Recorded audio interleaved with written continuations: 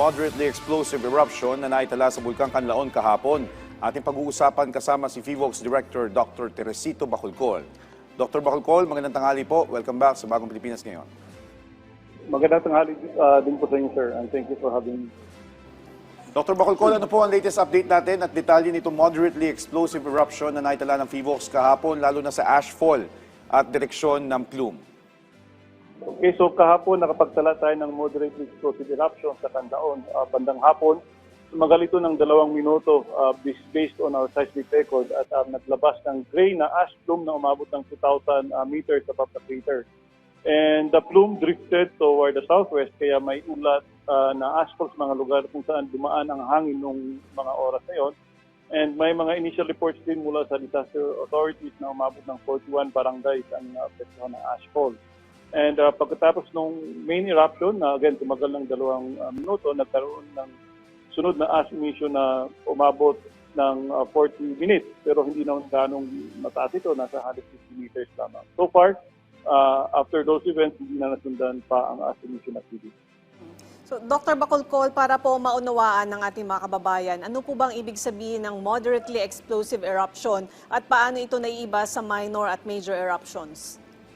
Okay, so kapag sinasabing moderately explosive eruption, this means na may sapat na lakas yung pagsabog para makabuo ng makapal na ash plume at makapagpabagsak ng abo at volcanic fragments. At sa ilang pagkakataon, may posibilidad na magkaroon din ng pyroclastic density current sa upper slope. So sa nangyari kahapon, nakita natin na umabot ng 2,000 meters above the crater yung plume.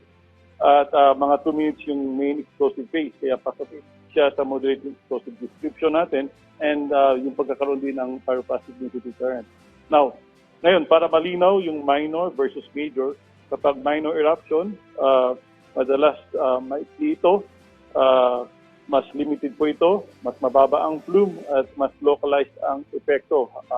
Halimbawa, light ashfall na malapit-lapit lang or short-lived ash pack. Kadalasan ito mas kaunti rin ang hazardous phenomena na na-observe. Now, kapag major eruption naman, ito yung mas malawak at mas matindi. Karaniwang mas mataas at sustained din yung eruption column natin. Mas malawak ang ashfall, mas mataas ang posibilidad ng multiple hazardous phenomena. Ibig sabihin, may malalaking pyroclastic density current, mas malawak na ballistic hazard near the summit, at mas malaking epekto nito sa mga community. So, sa madaling sabi, pag minor, limited. Kapag moderately explosive, may significant hazard pero short-lived. And kapag major, sustained at mas malawak ang epekto. Okay. Doktor, sa kabila nga po ng pagsabog na ito, ay nakataas pa din po ang alert level 2 sa Canlaon Volcano.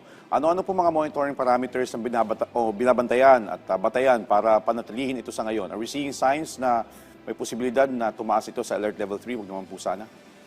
Okay, so tama po kayo, nasa alert level 2 pa rin tayo dahil may increased unrest. Tinitingnan natin ang kombinasyon ng seismic activity, katulad ng pagdami ng number of volcanic earthquakes natin, pagtaas ng sulfur dioxide o biglang pagbaba naman, at ground deformation.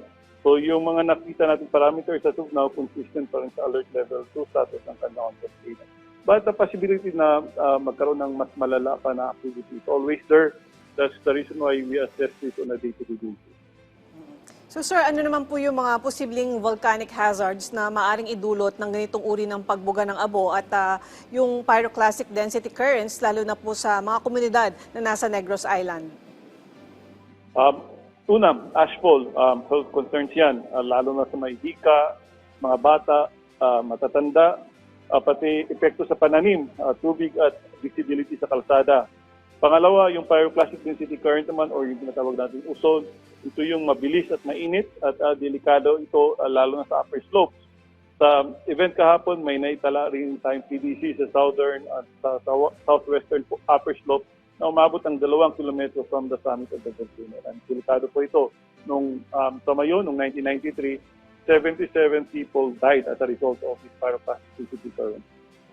Okay.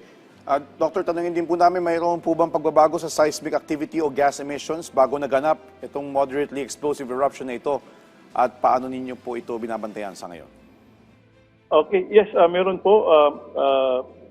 Prior to the explosive eruption yesterday, meron tayong sulfur dioxide measurement and maabot ito sa 174 tons per day lamang. Masyadong mababa ito, and the day before that, nasa around 300 tons per day lamang. So kapag mababa ang sulfur dioxide, maaring naipit ang daanan nito, kaya nabarahan yung conduit. Kaya naipon ang pressure at kapag biglang kapag may overpressurization, biglang na-release bilang explosive as emission or explosive eruption. Kaya ito yung nangyari kahapon. So sir, ano naman po yung ibig sabihin nitong increased unrest sa alert level 2 at paano ito nakakaapekto sa mga hakbang ng DRRMO at iba pang ahensya para protektahan yung mga nakapaligid po sa komunidad? Yung increased unrest, ibig sabihin nito, mas aktibo ang vulkan kaysa normal, and may possibility ng biglaang minor to moderate explosion. Kaya sa DRMO,